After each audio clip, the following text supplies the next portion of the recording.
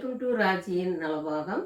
Veg or nonveg எல்லா வகையான fried ஐட்டம்ஸ்க்கும் set ஆகிற மாதிரி ஒரு ரெசிபினா அது மிளகாக்கிள்ளி போட்ட சாம்பார் தாங்க. இப்போ நம்ம பருப்பு வேக வைக்கிற நேரம் தான், சட்டுன்னு ஒரு 10 நிமிஷத்தில் ரெடி பண்ணிடலாம். வாங்க அந்த ரெசிபி எப்படி செய்யறதுன்னு பார்க்கலாம்.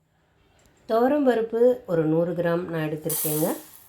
அதை தண்ணி சேர்த்துட்டு ஒரு அரை மணி நேரம் ஊற வச்சுக்கலாம். இது ஊறிட்டுருக்கட்டும். இப்போ 4 வெங்காயம், தக்காளி அப்படியே டபுளாங்க 8 தக்காளி, 2 பச்சை மிளகா, ஒரு முழு பல் பூண்டு, அதில் ஒரு 5-6 பல் இருந்தால் கூட போதும். இதை பாருங்கள். இப்போ இதெல்லாம் கழுவிட்டு கட் பண்ணி எடுத்துக்கலாம். இப்போ நான் வெங்காயம் சின்னதாக இருந்ததுனால ஒரு வெங்காயம் எடுத்திருக்கேன். இப்போ பருப்பு நல்லா ஊறிடுச்சு. இதை நல்லா ஒரு 2 தடவை அந்த தண்ணியை மாற்றிட்டு பருப்பை குக்கரில் சேர்த்துக்கலாங்க. இப்போ நான் அரிசி ஊற வச்ச தண்ணி ஒரு 2 டம்ளர் பருப்போடு சேர்க்குறேன். அதோட ஒரு 1/4 டீஸ்பூன் மஞ்சத்தூள், எண்ணெய் 1 ஸ்பூன். இது பருப்பு நல்லா நம்ம சாஃப்டாக வர்றதுக்காக தான் எண்ணெய் சேர்க்குறோம். சேர்த்துட்டு இப்போ நம்ம கட் பண்ணி வச்ச வெங்காயம், தக்காளி, பச்சை மிளகா, பூண்டு எல்லாத்தையும் ஒன்றா குக்கரில் சேர்த்துக்கலாம் பருப்போடைய. இது ஒரு 4 விசில் விடுங்க, கரெக்டாக இருக்குங்க. இந்த சாம்பார் பார்த்திங்கன்னா எல்லா வறுவல் ஐட்டத்துக்குமே ரொம்ப நல்லாயிருக்குங்க. மீனாக இருக்கட்டும், சிக்கன் 65க்கு, உருளைக்கிழங்கு வறுவல், வாழைக்காய்க்கு ரொம்ப டேஸ்ட்டாக இருக்கும்.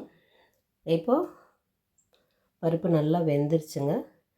இப்போ முதல்ல ஸ்டவ் ஆஃப் பண்ணியிருப்போம். இப்போ திருப்பி நீங்கள் ஸ்டவ் ஆன் பண்ணிவிட்டு கரண்டியை வச்சு நல்லா எல்லாத்தையும் கரைச்சி விடுங்க. இப்போது உப்பு தேவையான அளவு சேர்த்துக்கலாம். இப்போ சாம்பாரோட திக்னஸை பொறுத்து நான் 1 டம்ளர் தண்ணி சேர்க்குறேன். உங்களுக்கு இன்னும் நல்ல திக்காக வேணும்னா ஒரு அரை டம்ளர் மட்டும் கூட தண்ணி சேர்த்துக்கோங்க. இப்போ அப்படியே சிம்மில் வைங்க. ஒரு 5 நிமிஷம் கொதிக்கட்டும். கொதித்த உடனே வேறு பாத்திரத்துக்கு மாற்றிடலாங்க. மாற்றிட்டு இப்போ தாளிச்சிக்கலாம். எண்ணெய் ஒரு 3 ஸ்பூன் எண்ணெய் சேர்த்துருங்க. நெய் ஒரு 2 ஸ்பூன் சேர்த்துருங்க.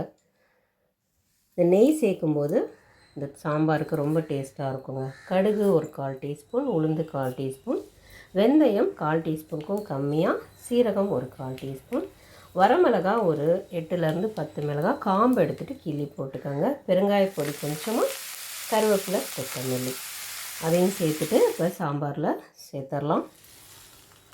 அவ்வளோதாங்க, மிளகாய் கிள்ளி போட்ட சாம்பார் ரெடி ஆகிடுச்சு. ரொம்ப டயர்டாக இருக்குது, சட்டுன்னு சமையல் முடிக்கணும் அப்படின்னா ஒரு 10 நிமிஷத்தில் இந்த சாம்பாரை ரெடி பண்ணிடலாம். அதோட ஏதாச்சும் ஒரு ஃப்ரைட் ஐட்டம் வச்சா போதுங்க, ரொம்ப டேஸ்ட்டாக இருக்கும். நீங்களும் ட்ரை பண்ணி பாருங்கள். வேறு ரெசிபியோட அடுத்த வீடியோவில் மீட் பண்ணுறேன். தேங்க்யூ.